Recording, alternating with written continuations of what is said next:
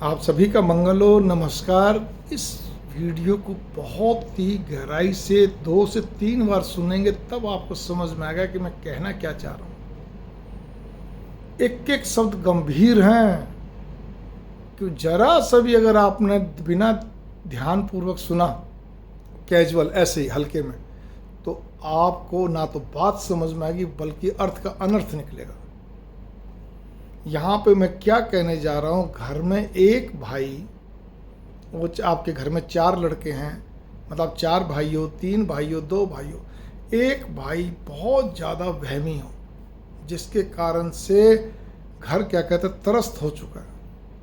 कहने को सज्जन है, काम करता है।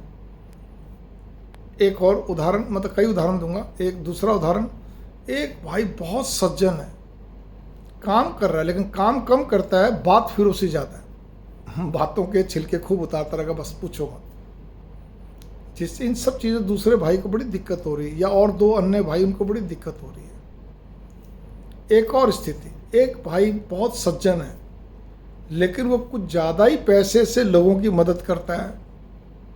ठीक है ना भाई, ठीक है भाई, तेरे को मेरा मित्र है, मेरा परिचित है, मेरा वो है, फलाना ठिकाना, इसको पैसे की जरूरत पड़ी, इसको भी दे दिया, उसको भी दे दिया, ठीक है दे देगा दे देगा।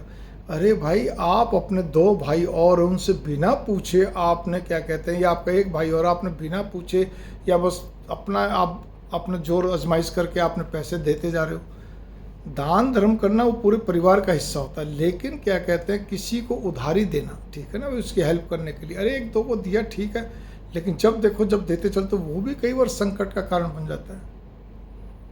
ठीक है, तो इस चीज़ पे आप गौर करिए। ऐसा करना इसी प्रकार से। फिर अब एक चौथी कैटेगरी में एक ही देता हूँ, कोई आवारा है, कोई दुष्ट है, कोई कैसा स्वभाव है, कैसा है, कोई बिल्कुल ही निठल्ला है, कुछ नहीं करना, खाली बस लड़ते रहना, बकवासबाजी करना, ये पता नहीं क्या करता है, क्या खुद भाइयों को समझ में नहीं आता, मतलब जो कि एक प्रकार से उनके लिए बोझ है। ये चौथी कैटेगरी है, ठीक है ना। मैं दिव्यांग की बात नहीं कर रहा, वो मजबूरी है, उसकी बात नहीं कर रहा। तो ये मैंने आपको 4 कैटेगरी मोटी मोटी बनाई है। पिछले इस पूरे मतलब मेरे इस साल में कुछ ऐसी बातें आई तो मैं आपको बता रहा हूँ। था तो पिछले कई साल से चला आ रहा था। तो भाव मेरे क्या आते हैं यहाँ पर, एक ही नीति की बात है। व्यक्ति को कृष्ण नीति का हमेशा प्रयोग करना चाहिए। भगवान कृष्ण की भी नीति है, यूँ कहिए नीतिवान बनना चाहिए। माँ बाप क्या करते हैं इस जगह पे, माँ बाप ये करते हैं कि उस सक्षम भाई को, जो समझदार भाई है, वो 2 हैं, 3 हैं, 1 है, उसको ये वचन लेते हैं कि देख भाई, तेरे को इसका साथ दिए रखना, क्योंकि जब वो भाई बहुत दुखी हो जाता है तो वो उस भाई से छटपटाहट कारण से अलग होना चाहता है, और उस भाई को भी मालूम है कि ये मेरे कारण से अलग होना चाहते हैं, और मैं अगर ये अलग हो गया तो मेरी गति खराब है, मेरे बच्चों की गति खराब है। तो वो एक तुरुप का पत्ता चलता है, अपने माँ बाप को बोलता है कि भाई क्या कहते हैं, तुम किसी तरह इसको रोको। माँ या बाप या दोनों मिलके उसको बड़े ही हृदय विदारक कहते हैं ना, एक याचना करते हैं, बेटा तेरे को मेरी कसम है, तू मेरे सिर पे हाथ रख के बोल, तू कभी भी इससे अलग नहीं होगा, और ना ही मकान में अलग होगा, ना ही दुकान में अलग होगा, किसी भी तरह से। जो केवल और केवल बहुत भावुक इंसान होते हैं वो तो इस चीज़ को बहुत जल्दी अडॉप्ट कर जाते हैं, वो ये देखी जाएगी जो होगा। जो समझदार होते हैं वो एक अलग तरीका अपनाते हैं, अपने माँ बाप की बात को भी रखना चाहते हैं, लेकिन बहुत ही नीति के तरीके से। अब मैं दोनों को बताता हूँ। जो भावुक होते हैं उनको कोई परवाह नहीं कि उसके पास भी पत्नी है, बच्चे हैं, उसको चाहे सारी ज़िंदगी अपनी पत्नी और बच्चों से प्रताड़ित होना पड़े, पहले भी हो रहे थे अब होना पड़े, कोई फ़र्क नहीं पड़ता। ढीठ है, उसको कहते हैं बेअकल है। ऐसा भी श्रवण कुमार बनने की जरूरत नहीं है। देश काल परिस्थिति के हिसाब से सूझबूझ युक्ति से काम लेना चाहिए, ठीक है ना, कि सांप भी मर जाए लाठी भी ना टूटे। लेकिन जो दूसरा, एक और जो दूसरे किस्म के बच्चे भाई लोग होते हैं वो क्या करते हैं, ठीक है माँ पिताजी आपको इसको जो देना दे दो, मैं आपसे पैतृक संपत्ति में कुछ नहीं चाह रहा, मेरे को जो आप दोगे शहर स्वीकार है, मैं आपसे कभी बोलूँगा भी नहीं, पहली बात।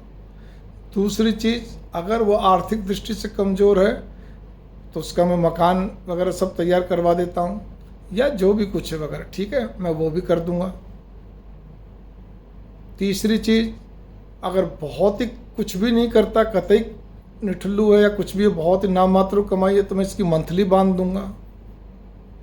ठीक है, बच्चों की शादी ब्याह होगी, जब देख लेंगे अगर सक्षम होगा तो कर लेगा, नहीं तो मैं इसका सहारा लगाऊंगा, वगैरह वगैरह। लेकिन माँ पिताजी एक बात पे याद रख लीजिए, ये और इसका परिवार मेरे परिवार के साथ एक ही मकान पे नहीं रहेगा।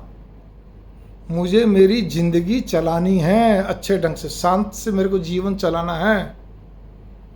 ये बिल्कुल अलग रहेगा। हमारे घर में आना जाना बहुत कम रहेगा, ना मेरे आएंगे, इनको आना तो सोच समझ के आएँ, साफ बोलो। क्योंकि ये वो व्यक्ति हैं जो केवल बात फिरोशी हैं, चुगलखोर हैं, ये इधर से उधर बातें करते रहेंगे, ज़बरदस्ती सलाह दिए रखेंगे और वहमी बहुत ज़्यादा वहम डाले रखेंगे। हमें ना ज्योतिषियों की ज़रूरत है इस तरह वालों की, ना बुला बुला के, और ना ही ऐसे वहमी लोगों की ज़रूरत है, कुछ नहीं।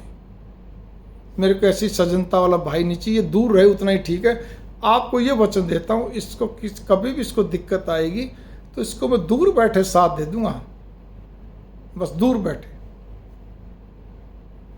तब तो रहेगा ठीक।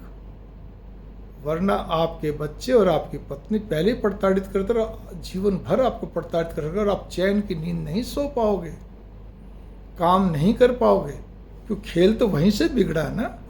आप इस बात पे गौर करके चलिए। तब इसीलिए आपको सूझबूझ से काम लेना चाहिए, युक्ति युक्त से काम लेना चाहिए, केवल भावुकता से कुछ नहीं होता। इस बात पे आप गौर कर लीजिए, ठीक है।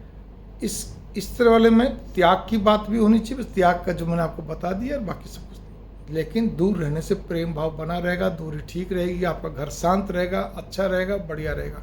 और फिर एक और भी चीज़, जिनके ऐसे लोगों की नज़र भी लगती है, ऐसे लोग हर बात में दिमाग लगा के रखते हैं, ठीक है ना, वो पूरा फैमिली है जो भी कुछ है, तो कम से कम आपकी प्राइवेसी आपकी रहेगी, सीक्रेसी आपकी रहेगी। मेरी बात को बहुत गंभीरता पूर्वक सुनकर, पूरा सुनकर अच्छे उसमें लेना, वरना दिक्कत हो जाएगी।